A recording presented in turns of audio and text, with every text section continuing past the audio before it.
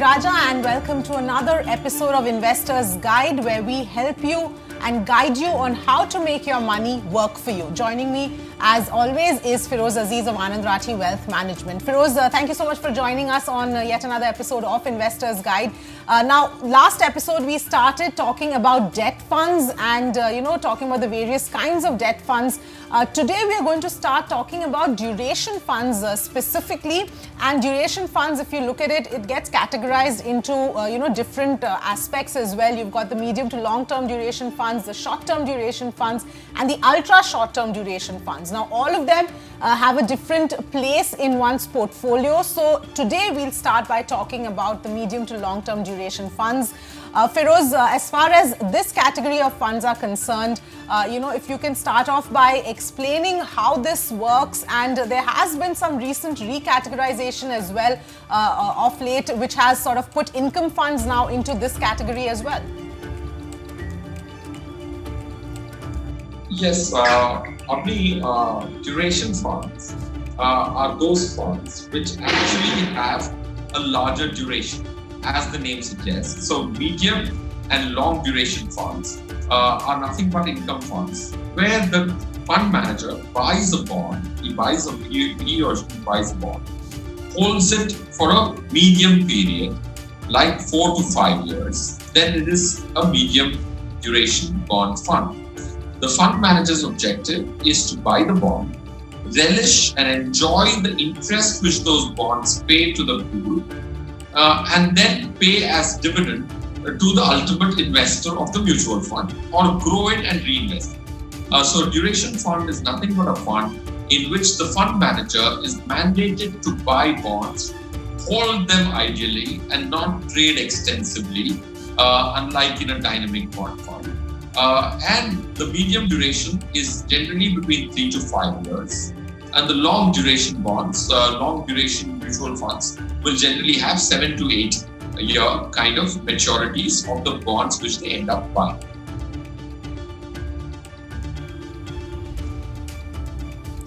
Okay, so in terms of how these funds work, if we can just understand a little better with respect to interest rates and how the fund manager's role in this category is especially important. With respect to interest rates, when you buy a bond, let's assume you've bought a bond of 5 years at 8%, and so the interest is 8%. Let's assume the fund managers put 100 rupees into a bond which has an 8% interest for 5 years. If interest rates go down, this bond will now be very precious because it's locked in at 8% interest rate. If the interest rates go to 6%, this bond will start quoting at a price greater than 100. So this phenomena is called interest rate risk.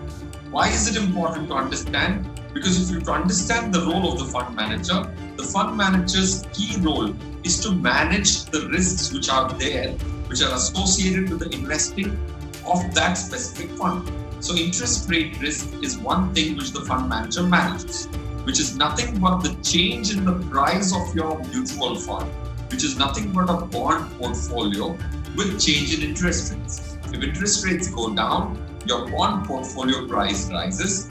On the contrary, if interest rates rise from 8 to 10%, like in this example, then the bond will no more be valued at 100, it will start quoting at 98, 97 instead of 100. This is called the interest rate risk. So it's very important if you go into duration funds, understanding interest rate risk is a very, very important thing to do. That's one. The second thing, which is another very important risk when it comes to investing in debt, is credit risk. When you buy a bond and the corporate or the company whose bond you bought is not capable to repay the money. So the fund manager's role, Avni, is to manage the interest rate risk and the credit risk and buy good quality bonds which give a very good interest but have a very low risk of going belly up or bankrupt or not paying your money back. So that is the most important part of the role of a fund manager in these debt funds, duration funds largely. In most debt funds, these are primary objectives of the fund manager. Okay. Right. So, Feroze, the question also then arises as to where does this fit into one's portfolio? Because yes, it is the debt category, but it doesn't mean it doesn't come with its own set of risks. So, how does an investor sort of categorize this and fit it into one's portfolio? The duration funds especially have the capability of locking in interest rates. So these are very good when the interest rates are expected to fall and go down over the years. So they, in the contemporary situation, have a reasonable role to play in one's portfolio because interest rates are today going lower and are expected to further go lower over the next few years. So that's very important. So it should form at least 10% to 15% of one's overall portfolio. Okay, if you have 100 rupees, out of which 40 rupees is invested in debt, you take 1/4 of that, which is 10 rupees, and invest in a duration or a medium duration fund. Will make so much sense from a contemporary interest rate correcting phase, which we see ourselves. So that's very important. The second is that the diversification of these portfolios is reasonably large, which in turn brings down your risk and it gives you that stability and that sleepful nights when you invest. What kind of risks are we talking about here? Because this is obviously keeping in mind interest rates and how interest rates are moving. So given the current scenario we are in right now in India, we are looking at falling interest rates, perhaps further going to come down going forward as well. How should one approach these funds and what are the kind of risks we're looking at? To risks, like we just spoke of, there are two risks.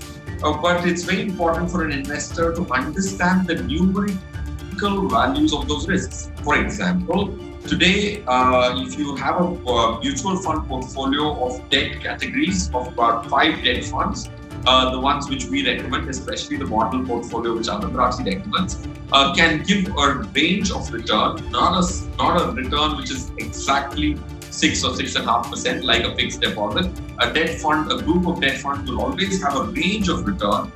So if you choose them wisely with a complementary nature, a few dynamic bond funds, 1 or 2 medium duration funds, or 1 or 2 short duration funds, if you combine all of them, then you can have a range of return from 5 to 7.5, 8. So that's the risk we are speaking of. We are not speaking of a capital risk like in the equity. So the difference of the return which you may end up getting over the next 3 years could be about 3%, 5 to 8% per annum.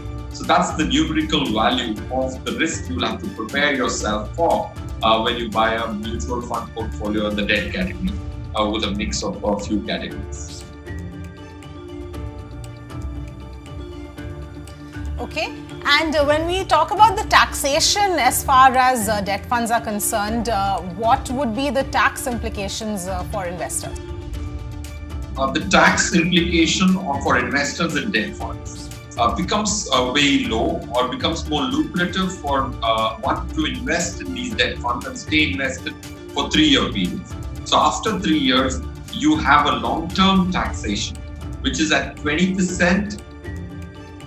Along with that, you get an indexation benefit. So the average taxation could be 8 to 10% only from a 3-year holding. If you sell a debt fund, any debt fund, before 3 years, which is 1,097 days, you will have to pay the marginal tax rate. Marginal tax rate is nothing but the rate at which you pay taxes for the rest of the income you made in that financial year. So taxation is very efficient after 3 years, before which the tax is as per the tax slab of that current financial year in which you've done sale of these debt funds and realized profits from it.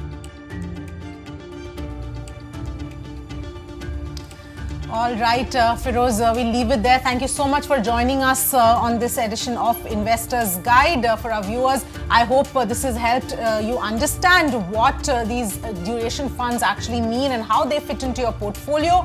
On the next episode, we'll continue with talking about duration funds, but we'll shift focus to talking about the short-term duration funds, how they work and how they would fit into your portfolio. That's going to be on the next episode, so do tune in for that.